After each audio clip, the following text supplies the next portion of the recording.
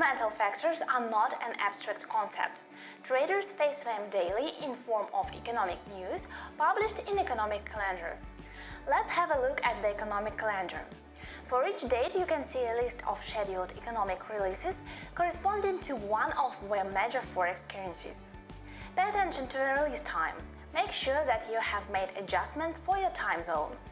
You can also see that all events have different impact.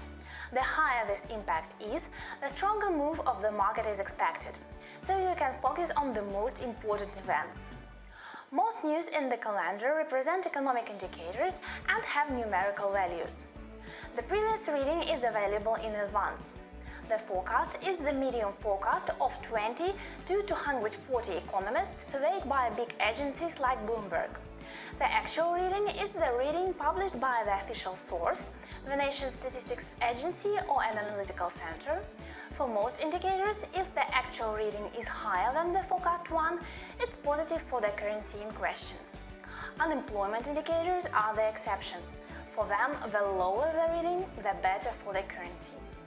By the way, there are different ways to use the economic calendar. Some market players trade the news. It means that they open positions in accordance with their expectations for a change in economic indicators. For example, Eurozone GDP is expected to improve. We buy the euro. Others, on the contrary, avoid news as trading them is associated with risks of too rapid price movements.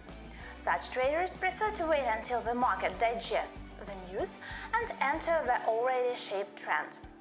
No matter what strategy you choose, we strongly recommend you following the news in order to be aware of the market-moving impulses. Some data releases increase volatility and cause sudden moves on the market. The best example is the US non-farm payrolls, or NFP.